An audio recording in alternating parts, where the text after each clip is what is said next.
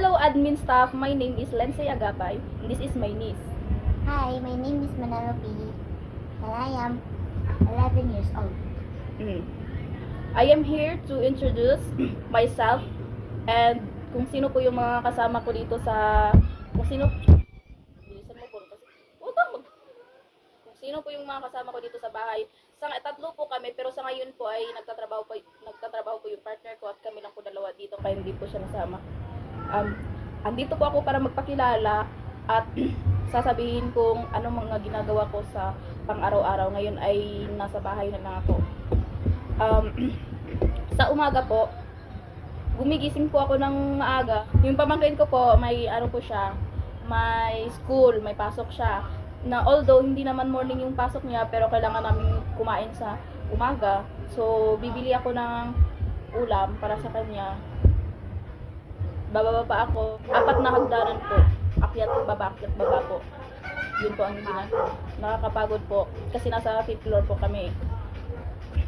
Tapos ang ginagawa ko pa po pagkatapos kumain ay maghugas. Pagkatapos po ay maglinis ng loob ng bahay at labas ng bahay. Naglilinis po ako. Nagmamap po kami kasi po yung partner ko ayaw niya ng marumi. Ayaw niya ng marumi na bahay. Kaya po, Tapos ito pong pamangkin ko na to, ay pamangkin niya po. Kaya po, ginawa ko tong prinsesa kasi po, baka magalit yung tito niya pala.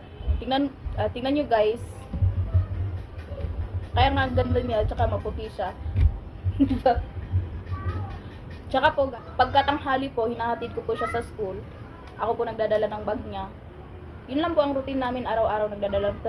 Pagkatapos pag uwi ko, maghugas na naman ako ng plato. Oo, minsan naglalaba ako ng mga panty. Bago ako magsundot sa kanya, kasi 6 PM yung labas niya, ay maglalaba muna ako. Pero madalas yung palagi kong nilalabhan mga panty namin. Tsaka bra ko. Kasi ito po kasi kahit 10 years old na siya, malapit na siyang magdalaga, ay hindi pa po naglalaba ng panty niya. Kahit na malapit na siya magdalaga, kahit na medyo yung panty niya. Ako lang po. Kasi maglalaba na kung gusto ko. Ako lang po. Tapos, pagkatapos ko maglaba ng mga underwear namin, ay maliligo na po ako. Pagkatapos, mayat susunduin ko na naman siya. Tapos, pag uwi namin, magluluto na naman ako, magsasayang na naman, tapos maghanap ng ulam.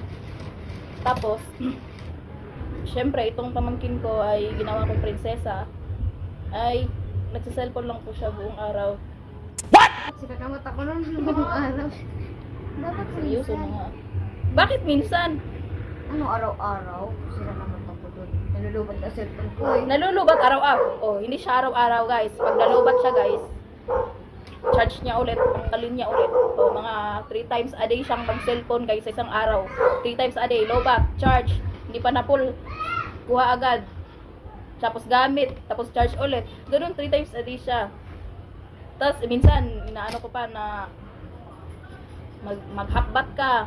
Yan, kasi mangangamoy ka pag hindi ka naghakbat. Tsaka guys, kahit na malaki na to guys, minsan nililiguan ko to siya. Nililiguan ko pa siya. Tsaka nagtututbrush. Ano ba ako?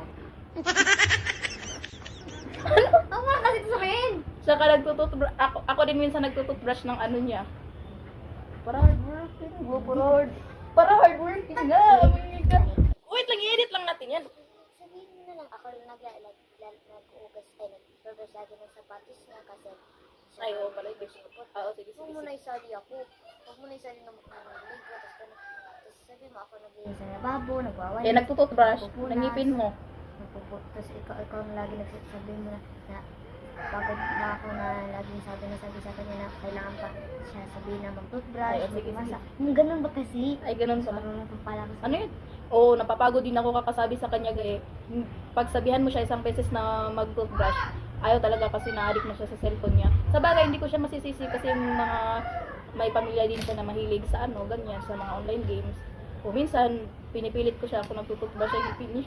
Kasi ko talaga kita. Ano? Di ba ni mo man yung ingon? Sabi ko, ako lagi nag-brush ng sapatos niya. Brush, dili, hindi ngipin pala. Kala ko brush ng ngipin. Tapos, kailangan pa siya sabihan na isang beses na mag-toothbrush. Tapos, kailangan pa sigawan. Ah, sige. Tsaka sa sapatos niya, guys, puti yung sapatos niya. Tapos ilang beses, nagreklamo ka pa. Kaya nga seryoso ka, kaya para hindi tayo matagalan. 2 beses niya palang nasusuot, guys. Sobrang dumi na, brush ko na naman, lalaban ko na naman. Ganun yung trabaho ko, kaya dapat matanggap. Para ako ay mabisi sa ibang bagay at makapagsahod na ako. Para mabilan ko siya ulit ng isa pang sapatos niya, para itapon na yung puti niyang sapatos. Yun lang, guys. Although ano naman to siya, guys, mabait siya, pero madalas kumaldita po siya, guys. Yung nasasaktan niya na ako by heart and physical. Ano mo yan ang physical? Physical change. Nasasaktan niya na po ako sa kapasawayan niya. Sa minsan pasaway siya. Naiinis ka na talaga, ay hindi, napapagod ka na kakasaway sa akin sa kakakulit. Nais kakasaway na huwag na mag-cellphone pero ayaw pa rin makinig sa kanya. Sige. Ano yun? Hello din. Napapagod ako kakasaway sa kanya kasi minsan makulit siya. Minsan ayaw tuligil sa kapag-cellphone. Minsan ayaw makinig na matulog. Ganun yun siya sa tatay niya. Ayaw rin matulog doon kasi ayaw niya daw matulog. Tinatamad daw siya. Pero dapat masanay rin siya matulog. Ganun. What? Wait lang, isipin ko rin. Bun, lag ako ngayon, Bun. Oh, minsan naiinis ako sa kanya. Minsan naiinis ako sa kanya, guys. Kasi although kami lang dalawa palaging magkasama sa bahay. Ayun, minsan napapasaway siya kasi na-addict na talaga siya sa cellphone. Ano pa yun, Bun? Sige, ano pa? Addict ako minsan sa cellphone. Minsan, hindi ako nakikinig sa kanya. Napapagalitan na ako minsan kaya. Hindi talaga minsan ko siya napapagalitan halos araw-araw kasi pag-uutusan ko siya ng isang beses na mahinahon. Katulad ko ng, Bon, pasuyo, Bon, stop po na mag-cellphone, Bon, maligo ka na. Pero guys, opo, nagre-respond naman siya. Nag-oo naman siya, opo. Pero abot ng isang oras po, hindi po talaga siya, opo lang po talaga siya. Nakaupo, oo nga, opo siya ng opo, nakaupo nga lang talaga siya. Hindi po siya tumatayo. Kaya siguro yung nasa isip ko yung opo niya, upo pala siguro yun, upo. Kasi isang oras siyang nag-uupo. Tapos dun siya, ay, guilty naman to. Tapos dun siya maniniwala sa'yo pag yung boses mo ay hindi mahinahon. Yung pasigaw na, katulad ng Bon! Ganon. Saka pa siya tatayo talaga. At ano yung mga inuutos ko, saka pa siya gagawa. Siya kagaya, matagal ako makatulog sa gabi. Tapos, siya din. Tapos nag-a-alarm siya. Yung alarm niya po, mga 5 minutes na pong nakaring po. Tapos nilalapit ko na po sa tenga niya. Hindi pa po siya makagising. Kahit na 5 minutes na nakaring yung ringtone niya. Tring. Tapos nilagay ko na sa tenga niya, malapit sa tenga niya. Hindi po talaga siya gigising. Pero pag boses ko yung napasigaw na, Bon, gising na. Ayun, saka po siya gigising. Siguro yung alarm clock talaga nila, yung nakasanayan nila na alarm clock ay yung boses ko talaga. What? Hindi lang siya, pati yung partner ko din. Pag nag-a-alarm po, hindi po gumigising kahit naririnig onti. Pinapatay lang po. Pero na pag ako nagumising, hoy, gising na, sabaw pa. Agad niya nagigising po, guys. Kaya nakasanayan na nila yung alarm clock nila ay yung boses ko po talaga. Nakakapagod kaya, akit baba. Nakakapagod talaga, akit baba. Kasi ito po, hindi ko po ito inuutusan sa tindahan.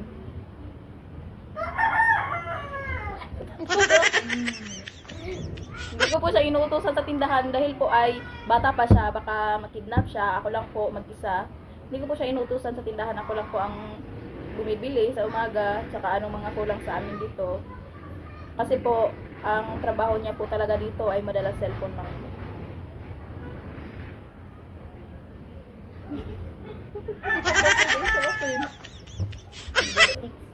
Hindi pala totoo. Totoo lang, pero nag-inis naman yun ako sa bahay mo. Hindi ka ba nag-active baba? Di ba princess ka nga? Pinibili na ako ng mga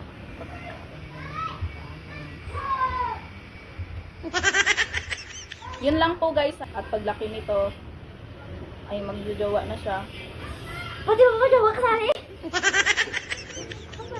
Kasi po guys, maraming nagsasabi na maganda daw siya. Araw-araw may nagsasabi sa kanya na, ang ganda mo be, ang ganda mo be.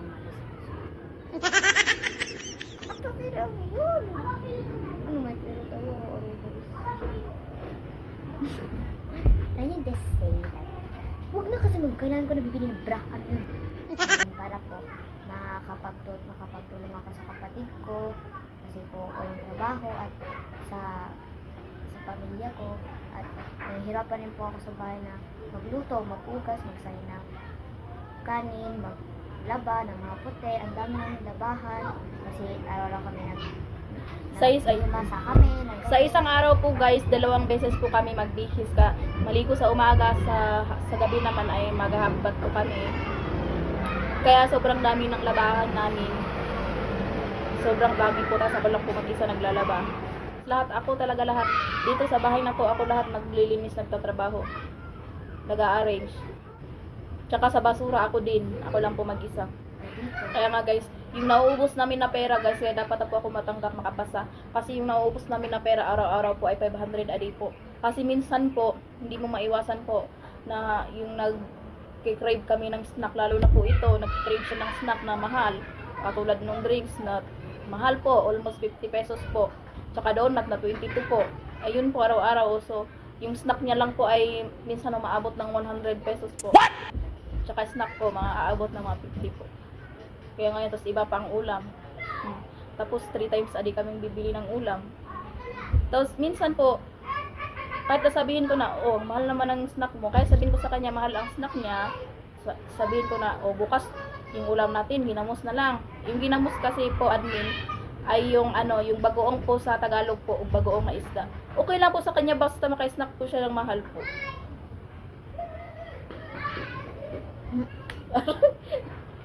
Hindi ba totoo? Sana ako sa video ako Yan dyan, lagot ka sa akin. i-edit ko naman. Ay, sige. Oo naman, totoo naman talaga, 50 lang sa akin. Ano bang snack ko? 50 lang naman. Hindi naman bumibili lang ako ng So, ito, glima ka dyan. Yung strawberry sa sa bote. Ay, sobrang cravings. Kung ako may hormonal imbalance, sobrang cravings ko. Mas higit pa po tong kasama ko. Kasi araw-araw nag-crave yan siya, araw-araw nag-order kung anong gusto niya. Tapos pag hindi mo mabilan, magagalaw ng Ganun po yung niya. Ganun po yung reaction niya. Pag hindi siya mabilan ng gusto niya. Kaya nga, spoiled din to siya. Sobrang spoiled po. Hindi totoo. Hindi ba totoo? Iyak pa sa boss ko. Kasi nasanay po kasi to siya spoiled dati nung pa siya, medyo mga 3. Oo, spoiled. Sobrang spoiled. Lumalaban po to sa mga matatanda, yung mga pagpagalitan, ganun din tong bungangan nito. Ngayon lang to siya medyo lumes. Pero, pag nagalit siya, yung mata niya, tiger look, yung sarap tusukin. Yung sarap tusukin. Hindi na siya minsan sumasagot. Minsan sumasagot siya. Pero, madalas yung mata niya, yung sarap tusukin ng ng chopstick. Kaya, spoiled po talaga to siya hanggang ngayon. Nales nga lang yung pagka-spoiled. Dati overdose spoiled. What? Ngayon, spoiled na lang po siya. Hindi na siya overdose sa spoiled. Spoiled na lang po siya. Ano? Sabihin mo na napapagod na rin ako kasi nakakasaway, Yun yung madalas na spoiled sa kanya. Yung palay siya cellphone po, tapos pag-utusan mo po, ang tigas ng ulo, tapos nagdadabog po. Opo, nagdadabog siya. Minsan, napapagalitan ko talaga, lalo na't nagdadabog siya. Okay na? Tsaka guys, kahit ganito naman guys, para kaming asok pusa guys, ay minsan nagkakaintindihan naman kami. Intindihan naman po talaga kami po. Yung mga pagkakaintindihan lang namin ay yung magre-request siya sa Jollibee, kahit na alam niyang short lang kami sa allowance. What? Basta Jollibee. Yun talaga. Tapos hindi talaga mawawala yung Sunday na ice cream po. Totoo, di ba? Totoo, di ba? Pinakpakita niya po yung ngipin niya, admin, kasi po Ayan po, gusto niya na po siguro magpa-toothbrush sa akin po. Ako po nagtutoothbrush. Bakit mo ko susuntukin? Oh. Oh, di ba totoo naman? Kaya, tignan mo yung mukha ko guys. Haggard ako kahit may ano na ako, may lip tint. Lip tint lang naman yung ginagamit ko. Siya, tignan niyo yung mukha niya, prinsesa, sobrang prinsesa niya guys. Kasi hindi siya na-stress. Ako po ang na-stress. Kasi po ako lahat. Agree ka? Ako lahat nagtatrabaho. Ikaw naman, ikaw nito. Sure ka ako lahat? Kasi inaamin mo na wala kang trabaho. What? Sabi mo ako lahat. Inaamin mo wala kang trabaho. Ito,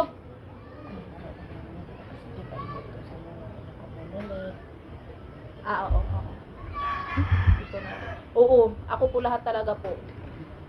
Kasi prinsesa po to. Kaya nga napamahal na to sa akin eh. Parang anak ko na rin to. Pero hindi ko siya anak guys. Kasi guys, ayaw kong tawagin niya akong mami, mama, ew.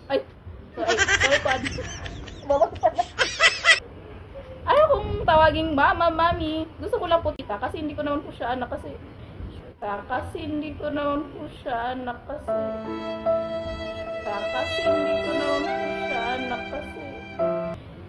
Para nagbabardagulan kami. Diba? Pero gusto mo akong tawagin mama. Bakit?